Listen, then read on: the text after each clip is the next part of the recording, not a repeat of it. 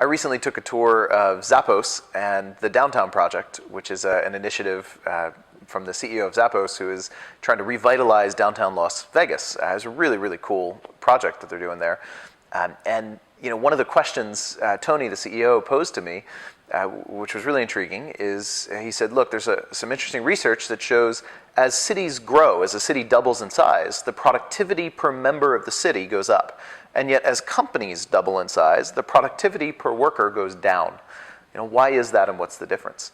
And I really sat with that one for a while, and I think that has some interesting connections to my work with Holocracy. When you look at the way companies are organized today, well, it's really not that surprising that productivity per worker goes down. We had all sorts of bureaucracy and management layers and all this stuff as we grow our companies. And yet, when you look at what happens in a city, right, there's no central planner directing everybody on what to do. Everyone's kind of free to express their own purpose in their life, to use their own best judgment on how to get their needs and goals met, to work with others and exchange with others. And there's a basic legal system, a justice system in place to make sure we don't violate somebody else's property as we're going about expressing our own work. And what those boundaries and freedom within boundaries does is allow us to just kind of self-organize and figure out what makes the most sense. And we see this emergent order happening from every individual little actor using their own localized best judgment to pursue whatever it is they want to pursue. And we don't see that in companies. We really don't see that in our modern organizational structure much.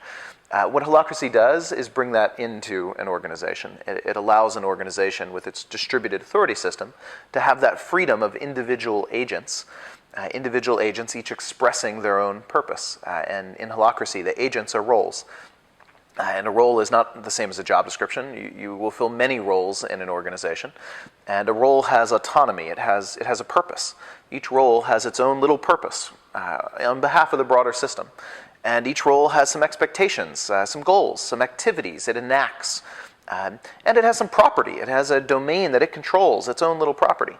And it can work with other roles, and it can figure out the interconnections. And nobody has to organize and order or structure what everyone's doing at any given point. There isn't a need for managers in the same way to centralize that. Right? Much more like a city, we give the roles the freedom. And now we humans have a kind of a sacred duty in this system, which is to energize those roles, to breathe life into them, right? And to help them express their purpose and enact their accountabilities and control their property.